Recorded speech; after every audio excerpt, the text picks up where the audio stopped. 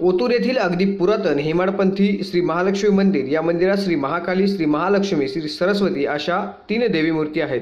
काही दिवसांपूर्वी येथील पूर्वपरंपरागत पिढ्यानपिढ्या देवीचे पुजारी श्री राजेंद्र संबूस यांनी मंदिराचा काही दिवसांपूर्वी जीर्णोद्धार केला। त्यावेळी येथील मूर्तींना वज्रलेप करण्यात आला आहे।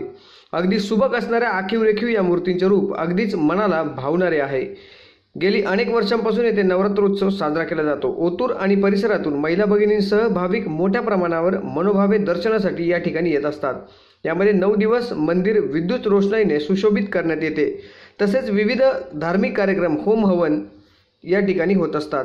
मंदिर परिसरात एक शिवलिंग आहे। श्री राजेंद्र संबूस यांनी याविषयी सांगितले की कोणत्याही देवीच्या मंदिराबाहेर शिवलिंग नसते, मात्र या ठिकाणी असणारे शिवलिंग म्हणजे तेथे पुजारी संबूस यांच्या कुटुंबातील समाधी आहे। तसेच या महालक्ष्मी मंदिराबाबत संत तुकाराम महाराजांनी गाथेमध्ये उल्लेख केल्याचे पुजारी श्री राजेंद्र संबूस यांनी यावेळी सांगितले। संजोग काळजंते, विघ्नहर टाइम्स, ओतूर।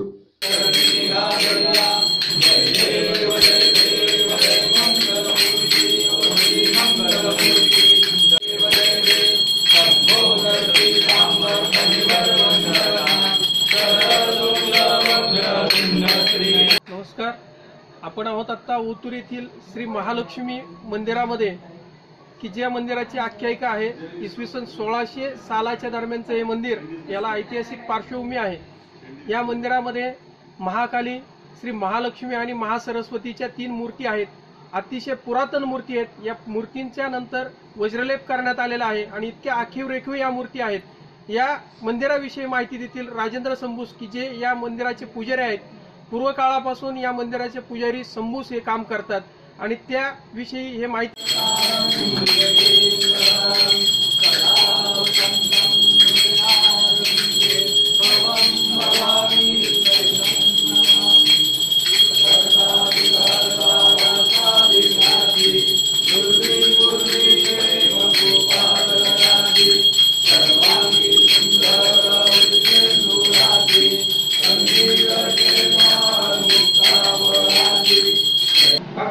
काय सांगाल की या ठिकाणी आपल्या महालक्ष्मी मंदिरामध्ये इसवी सन 1600 सालचं जे मंदिर आहे त्या दरम्यानचं असेल आणि या मंदिरामध्ये पूर्व काळापासून ओतूर आणि परिसराच्या महिला भगिनी मोठ्या संख्येने नवरात्रात येत असतात। इतर दिवशी त्यांची संख्या दर्शनासाठी आलेली फार मोठ्या प्रमाणात असते।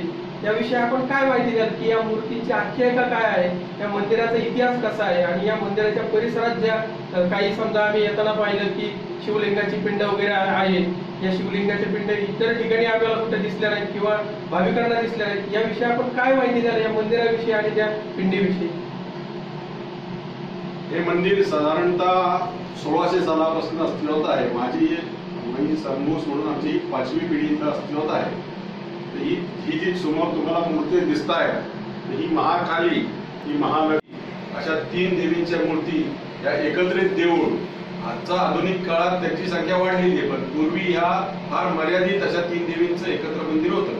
त्यापैकी ओतूर हे गाव आहे। ओतूरमध्ये जर तुम्ही इथले जे जुने जाणते लोक आहेत आमच्या आधीच्या 2 पिढ्यांचे, की त्यांनी आम्हाला असं सांगितलं की ह्या देवळाचे तुकारामांच्या गाथेत उत्तरापूर गावातील गावठाणातील गावकुसाचं महालक्ष्मी मंदिर असा उल्लेख आढळतो। असं इथल्या एका वारकरी संप्रदायाच्या मोठ्या माणसांनी सांगितलं होतं, वयस्कर ग्रस्तांनी। ते आता अस्तित्वात नाहीये, पण हे संपूर्ण मंदिराचा इतिहास शोधण्याचा प्रयत्न केला असता 1600च्या पुढे काही सापडत नाही। आमच्या हिशोबाने ह्या मंदिर 1600च्या आधी असावं। त्या व्यतिरिक्त हे जे पूर्ण पाषाणात मंदिर आहे, हेमाडपंथी मंदिर याला म्हणतात। आता नुकताच 1-2 वर्षापूर्वी मी याचा जीर्णोद्धार केलेला आहे। बाहेरनं कळसांचा, त्याच्यामध्ये जे काय जुन्या हाताने बनवलेल्या विटांचा आतमध्ये गिलावा असून आतमध्ये पूर्ण घडीव दगड आहे।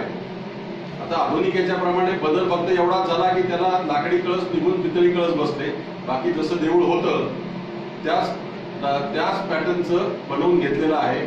शिवाय या मूर्ती ज्या आहेत इतक्या जुन्या असल्यामुळे दगडी मूर्ती थोड्या जीर्ण व्हायला लागल्या होत्या। त्याच्यावर आतापर्यंत केलेले अभिषेक किंवा यांनी जे काय पाण्यातल्या क्षाराचा जो काही इफेक्ट झाला होता, परिणाम झाला होता, त्याचा पूर्णपणे वज्रलेप करून त्या देवळाचं नुकतंच जीर्णोद्धारचं काम झालेलं आहे। साधारणतः 2 वर्षापूर्वी हे झालेलं आहे पूर्ण। त्या व्यतिरिक्त हे गाव एका शेतात गावाच्या थोड्या बाजूला आहे आत्ताच्या परिस्थितीनुसार। तर या मंदिराच्या समोर एक तुम्हाला दिसलं असेल की बाहेर एक छोटीशी समाधी आहे. ती समाधी पाहतात रेग्युलर नेहमीप्रमाणे देवीच्या देवळासमोर वाघ, सिंह किंवा कासव अशा प्रकारचे प्रतिकृती ठेवलेल्या असतात मूर्ती. तर इथं एक छोटंसं शिवलिंग आहे, समाधी टाईप जे बांधलं जातं. तर ते संबुसांचे पूर्वज एक होते. आता पिढी मला आत्ताच्या एक्झॅक्टली सांगता येणार नाही, पण माझ्या आजोबांचे जे वडील किंवा आजोबा असावेत असे पूर्वजांकडनं आम्हाला ऐकीव माहिती कळाली. त्यांची तिथं समाधी आहे. त्यामुळे देवीच्या समोर, मंदिरासमोर शिवलिंगाचं छोटं तुम्हाला समाधी स्वरूपात दिसतं. असा या मंदिराचा इतिहास आहे. इथे चैत्रामध्ये चैत्रवद्य अष्टमीला एक यात्रा टाईप छोटासा उत्सव असतो, एका दिवसाचा. त्या दिवशी गावातल्या समस्त महिला भगिनी दर्शनाला येतात. इथं त्या दिवशी सकाळी अभिषेक कुल धर्मकुळाचाराच्या जे काही गोष्टी असतात त्या सगळ्या होतात. दुपारी पूर्णावरणाचा नैवेद्य होतो आणि संध्याकाळी महिला दर्शनाला येऊन आरती होते. असा तो एक दिवसाचा चैत्रातला उत्सव असतो. त्यानंतर देव दिवाळीचे जे म्हणतो आपण, त्यावेळेस आम्ही इथं स्थानिक दिवा वगैरे लावून दिव्यांची आरास करून एक दिवसात येतो. त्या व्यतिरिक्त नवरात्र जो असतो, जो आपल्या हिंदू धर्मामध्ये मोठा सण गणला जातो, चैत्र अश्विन शुद्ध प्रतिपदेपासून सुरू होतं. तर नवरात्र घटस्थापना इथं तुम्हाला झालेली दिसतेच आहे. हा दिवा तेवत असतो सतत 24 तास. 10 दिवसाचा हा पूर्ण, यावर्षी 9व्या दिवशी दसरा आलाय. 10 दिवसाचा पूर्ण हे असतो. सकाळी त्याची व्यवस्थित पूजा, देवळाची रोजची पूजा, त्याचं देवीचे वस्त्र, त्याचे अलंकार चढवून हे झाले की संध्याकाळी दिवसभर महिलांची वर्दळ असते. सर्वसाधारण गावातल्या महिलांची संख्या मोठ्या प्रमाणात असते आणि संध्याकाळी 8 वाजता त्याची आरती होते. नंतर थांबते, गर्दी थांबते. अशा पद्धतीने हा उत्सव वर्षातनं 2दा होतो, एकदा चैत्रातला आणि एकदा नवरात्राचा. आताच मी तुम्हाला सांगितल्याप्रमाणे इथे हे समोर जे शिवलिंगाची छोटी प्रतिकृती दिसते, इथे माझ्या आठवणीप्रमाणे लहानपणी इथे पूर्ण शेत होतं. आजूबाजूला माती, पण जसं भाविकांची गर्दी वाढायला लागली, महिलांना गैरसोय होते शेतात थांबायला, म्हणून इथे मी आजूबाजूला फरशी आम्ही बसवलेली आहे. तर याच्या खाली साधारणतः 1-2 फुटावर खाली पूर्ण जुन्या दगडात जोतं बांधलेलं आहे आणि त्याच्यावर ही समाधी आहे आमच्या पूर्वजांची. देवीच्या समोर शिवलिंग असण्याचं एकमेव ठिकाण आहे.